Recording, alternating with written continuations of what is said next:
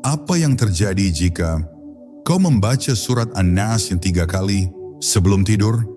Bukan sekadar bacaan, bukan pula ritual malam biasa, tapi sebuah penjagaan yang tak kasat mata dari dunia yang tidak terlihat, namun sangat nyata.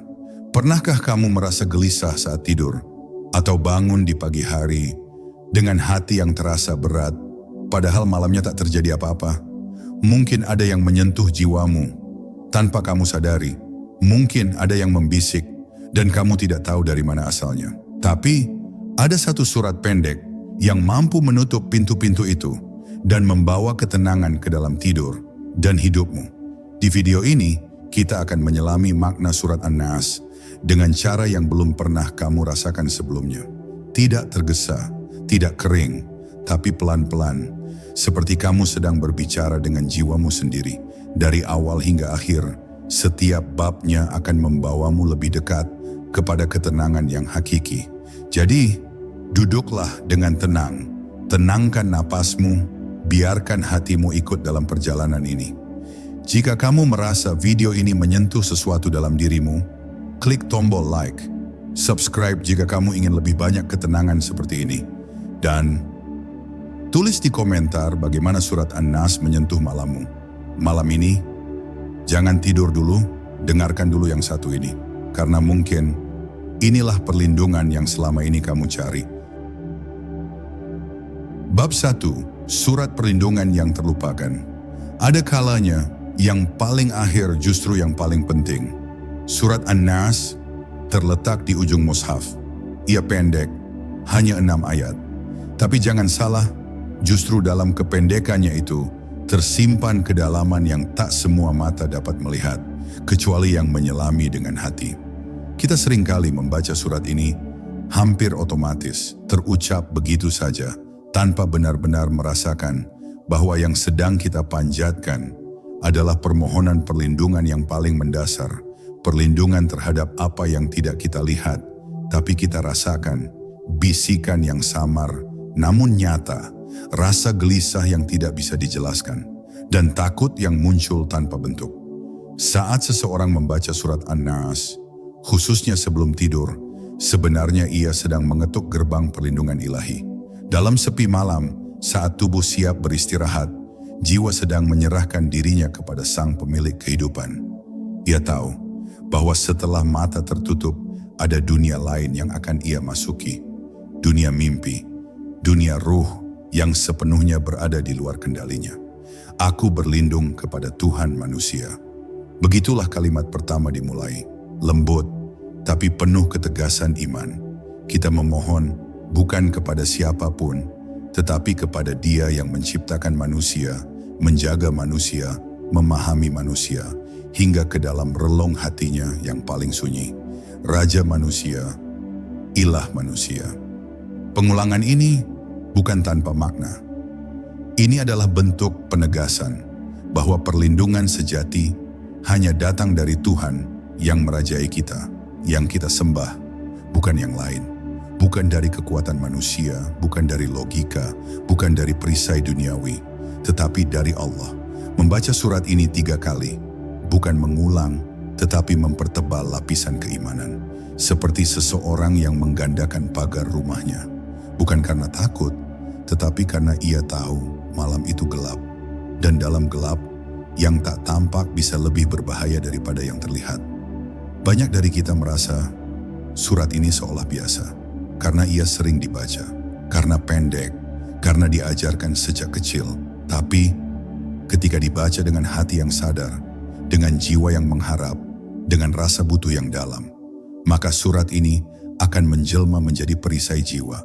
Dan saat Anda tertidur, di antara mimpi dan sunyi, surat ini tetap berdiri sebagai penjaga mewakili permintaan Anda kepada Rabb yang tidak pernah tidur. Bab 2, 3 nama agung yang menggetarkan hati. Tuhan manusia, Raja manusia, Ilah manusia. 3 nama agung, 3 sebutan mulia yang berdiri berdampingan di awal surat ini. Bukan sekadar susunan kata, tapi 3 poros kebergantungan seorang hamba kepada Tuhannya. Saat nama-nama itu dilafalkan, pelan, dengan hati yang tenang, maka jiwa seperti diselimuti oleh kehadirannya yang utuh, yang menyeluruh, yang menguasai segalanya. Aku berlindung kepada Tuhan manusia. Rabb adalah yang menciptakan, yang merawat, yang memelihara. Kita memanggilnya sebagai Tuhan karena kita adalah ciptaan yang bergantung penuh. Setiap helaan napas, setiap detak jantung saat tidur, tidak pernah kita jaga sendiri. Itu semua adalah penjagaan Rabb kita, yang bahkan melindungi kita saat kita tak sadar, saat kita tidak mampu menjaga diri kita sendiri. Raja manusia. Ini bukan sekadar gelar, ini adalah pengakuan bahwa seluruh kekuasaan, wewenang, dan kendali berada di tangannya. Ketika kita membaca kalimat ini, kita mengakui bahwa tidak ada satupun yang dapat mencampuri kehendaknya. Setan, bisikan, rasa takut tidak akan bisa mendekat jika sang raja sudah menetapkan penjagaan. Ilah manusia. Dan inilah klimaksnya, kita mengakuinya sebagai ilah, sebagai sesembahan sejati, bahwa hanya kepadanya kita tunduk dan hanya kepadanya kita meminta perlindungan, bukan kepada kekuatan takhayul, bukan kepada benda-benda, bukan kepada manusia lain, tapi hanya kepada Allah. Menyebut 3 nama ini sebelum tidur adalah ibadah jiwa, adalah bentuk penyerahan yang dalam, penuh kesadaran bahwa hanya Allah yang mampu menjaga dikala seluruh makhluk tertidur. Kita hidup dalam dunia yang terlihat, tapi bisikan itu datang dari yang tak tampak, dan kepada yang maha tampak dan maha mengetahui yang tersembunyi. Kita berlindung dengan menyebut nama-namanya yang paling agung. Tuhan manusia, Raja manusia, Ilah manusia, 3 tiang yang menopang perlindungan hakiki. Bab 3. Benteng dari bisikan tak terlihat. Ada sesuatu yang masuk ke dalam hati manusia tanpa mengetuk, tanpa suara, tapi dampaknya dapat mengguncang dunia dalam dirinya. Itulah bisikan. Dalam surat An-Nas, Allah menyebut musuh itu dengan jelas. Min syarril waswasil khannas. Dari kejahatan, sang pembisik yang terus bersembunyi, mengendap, dan kembali lagi setiap kali diusir. Setan tidak datang dengan teriakan. Ia datang dengan bisikan. Ia tidak mendorong, ia membujuk. Ia tidak memaksa, ia membisikkan. Dan bahayanya adalah kita sering tak sadar bahwa pikiran yang kita anggap milik kita bisa jadi adalah bisikannya. Kekhawatiran yang tiba-tiba muncul, kecurigaan yang tak beralasan, kemarahan yang kita sesali sesudahnya. Semua itu bisa jadi berasal dari satu bisik yang tak terlihat. Itulah sebabnya sebelum tidur kita diajarkan membaca surat An-Naas sebagai benteng, sebagai penjaga jiwa. Bukan hanya dari hal-hal besar yang mengganggu, tapi dari yang paling halus, yang bahkan tidak kita sadari. Saat mata mulai terpejam dan kesadaran perlahan menghilang, itulah saat kita paling rentan. Setan tidak perlu menunggu, ia hanya perlu satu celah kecil dalam pikiran untuk menyusup dan mengotori mimpi, membisikkan gelisah di balik tidur kita yang tenang. Membaca surat An-Naas 3 kali adalah cara kita menutup semua celah itu. Lapisan perlindungan yang kita bangun sebelum malam datang. Lapisan keimanan yang kita tegakkan sebelum kita tak sadar. Dan keajaiban surat ini adalah, ia tidak bekerja karena panjangnya, tapi karena maknanya. Karena kita tahu kepada siapa kita berlindung dan dari siapa kita berlindung. Jika kau tahu betapa halusnya tipu daya setan, maka kau akan lebih takut kepada bisikan daripada kepada teriakan. Dan untuk bisikan itu, Allah telah turunkan penawarnya dalam 6 ayat yang sederhana, tapi kuat seperti benteng baja. Bab 4. Ketenangan yang lahir dari keyakinan. Tidak semua ketenangan datang dari keheningan, dan tidak semua keheningan berarti tenang. Ada orang yang berbaring di ranjangnya dalam hening, namun pikirannya riuh, jiwanya sesak, tidurnya seperti pelarian, bukan peristirahatan. Dan di tengah gelap malam yang membungkus semuanya, surat An-Naas datang bukan hanya sebagai tameng, tapi sebagai pelipur jiwa yang resah. Ia tidak hanya menolak kejahatan, ia menanamkan keyakinan bahwa kita tidak sendirian, bahwa di balik semua ketakutan yang tak tampak, ada tangan yang memeluk, ada cahaya yang menjaga, ada Tuhan yang melihat kita meski mata kita terpejam. Ketenangan yang lahir dari keyakinan berbeda dari ketenangan yang lahir dari logika. Logika mencari sebab, tapi keyakinan, ia hanya percaya bahwa Allah cukup untuk menjadi pelindung di malam yang paling sunyi. Membaca surat An-Naas 3 kali adalah bentuk kepasrahan. Kita berkata dalam hati, "Ya Allah, aku tahu aku tidak mampu melindungi diriku sendiri. Maka jagalah aku seperti Engkau menjaga langit dan bumi ini." Dan dari situlah ketenangan lahir. Bukan karena masalah hilang, tapi karena hati tahu semua yang datang, semua yang terjadi ada dalam kendali Sang Raja, Sang Pemelihara, Sang Ilah. Ketika malam datang dan kita berserah dengan penuh percaya, kita tidur seperti seorang bayi yang dipeluk oleh ibunya. Tak ada rasa takut karena kita tahu siapa yang sedang menjaga. Keyakinan adalah selimut terbaik saat tidur, dan surat An-Nas adalah zikir yang menjahit selimut itu dengan benang iman. Bab 5. Mimpi, ruh, dan dunia yang tak terlihat. Malam bukan sekadar waktu untuk tidur, ia adalah gerbang menuju dunia yang tak bisa dijangkau mata terbuka. Saat mata kita terpejam dan tubuh menjadi diam tak bergerak, ada bagian dari kita yang melanjutkan perjalanan. Bukan langkah kaki, tetapi langkah ruh. Ruh yang Allah ciptakan dengan penuh rahasia, beranjak ke tempat yang tidak pernah kita ingat sepenuhnya. Kadang ia bertemu, kadang ia melihat, kadang ia diberi isyarat. Dan dalam perjalanan ruh inilah kita sangat membutuhkan perlindungan, bukan dari bahaya fisik, tetapi dari gangguan yang datang dari alam yang tak kasat mata. Mimpi bisa menjadi pelipur, tapi bisa juga menjadi lintasan yang mengganggu jiwa. Kadang kita terbangun dengan dada yang sesak, keringat dingin, dan rasa takut yang tidak kita mengerti. Dari mana datangnya semua itu? Allah lah yang tahu, dan Allah pula yang memberi kita senjata untuk menghadapinya. Surat An-Nas. Setiap kali engkau membacanya sebelum tidur, sesungguhnya engkau sedang berkata pada ruhmu, "Pergilah dengan tenang, aku telah menyerahkanmu pada penjagaan Tuhan semesta alam." Ada sebab mengapa Nabi membacanya setiap malam. Bersama Al-Falaq, ia mengikat ruh dengan benteng cahaya, ia menyapu gelap yang mungkin menyelinap ke dalam mimpi. Ia mencegah bisikan, menembus batas tidur.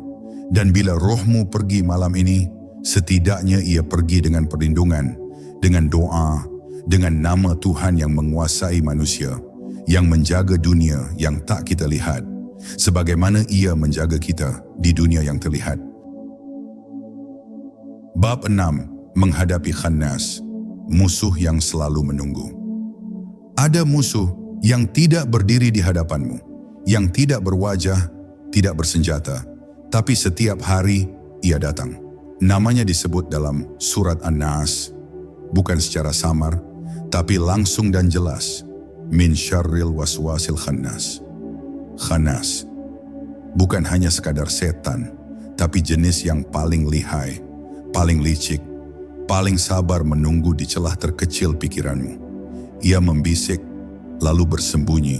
Ia datang saat engkau lengah, dan bersembunyi saat engkau kembali sadar. Kau tahu mengapa ia sulit dikenali? Karena ia tidak datang seperti musuh biasa. Ia datang sebagai lintasan pikiran, sebagai bisikan hati, sebagai suara samar yang kadang kau kira berasal dari dirimu sendiri. Dan itulah yang membuatnya berbahaya. Ia tidak membuat kita takut, ia membuat kita ragu. Ragu kepada diri sendiri, ragu kepada orang lain, bahkan ragu kepada Tuhan. Inilah mengapa Rasulullah begitu menekankan pentingnya membaca surat An-Nas. Karena ini bukan surat untuk mengusir musuh luar. Ini adalah surat untuk melindungi benteng dalam, benteng akal, benteng iman, benteng hati. Saat kau membaca surat ini sebelum tidur, Khannas tidak bisa mendekat. Ia melihat benteng cahaya mengelilingi jiwamu. Ia tahu, tak ada ruang baginya malam itu. Karena nama Tuhan telah disebut, dan pintu-pintu bisikan telah ditutup. Musuh paling berbahaya adalah yang tahu kapan bicara dan kapan diam. Khannas, begitu adanya. Tapi Allah jauh lebih tahu, dan Dia telah memberimu senjata dalam 6 ayat yang dibacakan sebelum tidur. Bab 7. Membungkus malam dengan cahaya zikir. Zikir bukan hanya lantunan kata, ia adalah cahaya yang tak terlihat oleh mata, namun disaksikan oleh langit.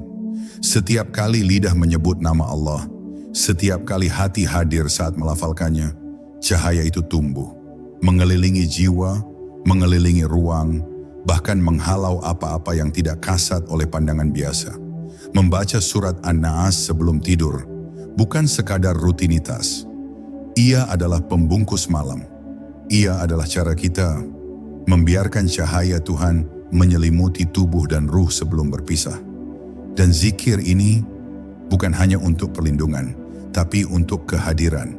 Kita sering tidur dengan badan yang lelah, tapi bagaimana dengan hati? Berapa banyak dari kita yang tidur dengan pikiran yang masih gaduh, dengan kecemasan yang belum reda, dengan luka yang belum mengering.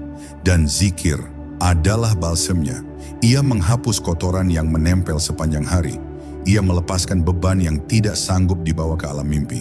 Ada sebab mengapa zikir sebelum tidur begitu ditekankan. Karena di saat kita tidak sadar, Allah tetap memberi pahala atas zikir yang kita akhiri hari dengannya. Seolah ruh kita terus berzikir meski lidah kita telah diam. Maka bacalah dengan hati yang sadar, dengan napas yang pelan, dengan keyakinan bahwa kata-kata ini bukan kosong.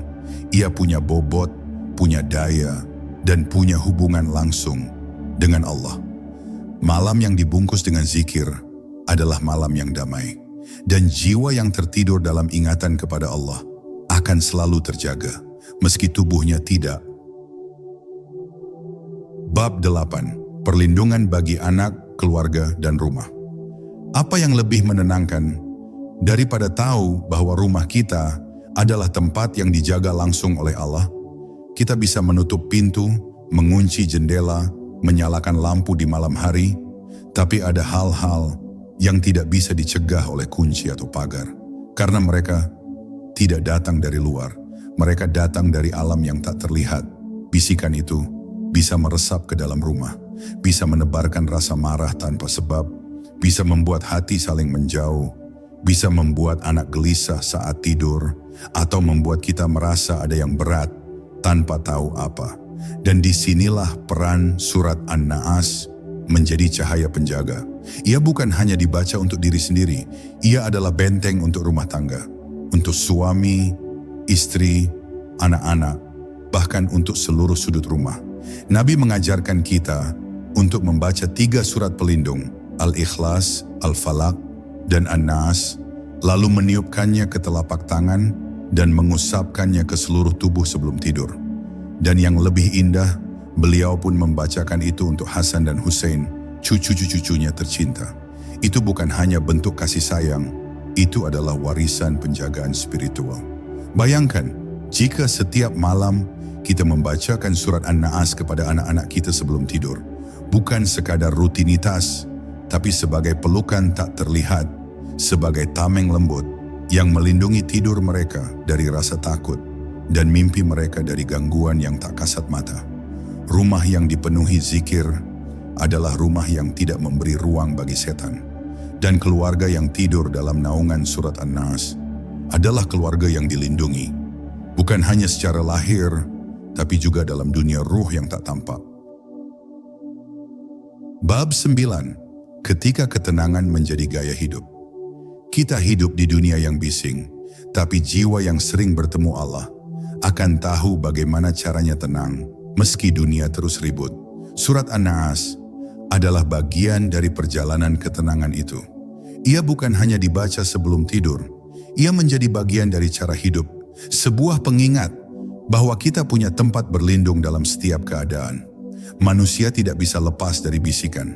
Dari pagi hingga malam, selalu ada yang mencoba menanamkan ketakutan, keraguan, kesedihan, dan halusnya, kita sering tidak sadar sedang dikendalikan olehnya. Tapi mereka yang menjadikan zikir dan doa sebagai napas hidup akan lebih cepat mengenali gangguan itu. Mereka tidak menunggu malam untuk membaca An-Nas. Mereka membawanya dalam hati sebagai cahaya yang menyala di dalam. Bukan berarti hidup tanpa masalah, tapi hidup dengan pandangan yang jernih. Hati tidak lagi mudah dikaburkan oleh was-was. Pikiran tidak lagi cepat goyah oleh suara-suara asing yang menyesatkan. Karena di dalamnya sudah ada keyakinan yang kokoh, sudah ada penjagaan dari Rabb yang mereka percaya sepenuhnya. Ketika surat An-Nas mulai mengalir dalam keseharian kita, kita akan menyadari bahwa ketenangan bukan kondisi, tetapi keputusan. Keputusan untuk terus berpegang, keputusan untuk terus kembali, keputusan untuk terus mengatakan, "Aku berlindung kepada Tuhan manusia." Bukan hanya sebelum tidur, tetapi setiap kali jiwa mulai lelah, setiap kali hati mulai gaduh, setiap kali dunia terasa sempit. Orang yang menjadikan ketenangan sebagai gaya hidup, bukanlah mereka yang tak punya beban, tapi mereka yang tahu kepada siapa semua beban itu harus diserahkan. Dan mereka yang membaca surat An-Nas bukan hanya sedang berlindung, mereka sedang belajar hidup dalam damai sepanjang waktu. Bab 10. Menutup hari dengan cahaya, membuka malam dengan Allah. Setiap hari akan berakhir, tapi tidak setiap malam dimulai dengan kesadaran. Ada yang lelap dalam kelelahan, ada yang terlelap dalam kepasrahan, dan ada yang tertidur dalam penjagaan Allah. Saat kita duduk di tepi ranjang, lampu mulai dipadamkan, langit di luar sudah gelap, dan suara dunia mulai hilang satu persatu. Itulah momen suci, di mana kita memilih menutup hari ini dengan apa. Surat An-Nas bukan hanya bacaan pelindung, ia adalah kunci penghubung. Penghubung antara kita dan Allah. Ia adalah kalimat pamit yang kita ucapkan kepada dunia sebelum ruh kita berlayar dalam tidur. Bayangkan betapa indahnya sebuah tidur yang dimulai dengan mengembalikan diri kepada Allah. Kita titipkan ruh, kita serahkan rasa takut, kita ikhlaskan segala yang belum selesai, dan kita berkata dalam bisikan tak terdengar, "Ya Allah, aku serahkan semuanya padamu." Dan ketika kita bangun esok pagi, dengan napas yang masih hangat, dengan mata yang kembali terbuka, kita tahu itu bukan karena alarm, itu bukan karena kebiasaan, itu karena Allah mengizinkan kita hidup. Sekali lagi, setiap malam yang ditutup dengan surat An-Nas adalah malam yang dipenuhi cahaya, meski dunia di luar gelap. Karena hati yang menyebut nama Tuhan sebelum terpejam adalah hati yang dijaga, dibersihkan, dan dikuatkan. Dan di akhir semua ini, kita sadar bahwa sebenarnya kita tidak pernah benar-benar sendiri. Jika engkau ingin merasa aman, bukan hanya di malam ini, tapi di sepanjang hidupmu, bacalah surat An-Nas, bacalah dengan sadar, dengan khusyuk, dengan rasa butuh yang dalam. Karena Allah tidak pernah menolak hamba yang datang padanya dengan seluruh luka dan berkata, "Aku berlindung kepadamu, wahai Tuhan manusia." Dan kini, setelah semua telah kita lalui bersama, dari satu bab ke bab berikutnya, dari satu lapisan makna ke kedalaman berikutnya, mungkin kamu mulai sadar bahwa surat An-Nas bukan hanya doa perlindungan, tapi juga cermin yang memantulkan kondisi batin kita. Ia mengajak kita untuk kembali kepada Tuhan sebagai satu-satunya tempat perlindungan sejati. Dunia ini tak pernah sepi dari bisikan, tapi hati yang dijaga dengan zikir tidak akan mudah runtuh.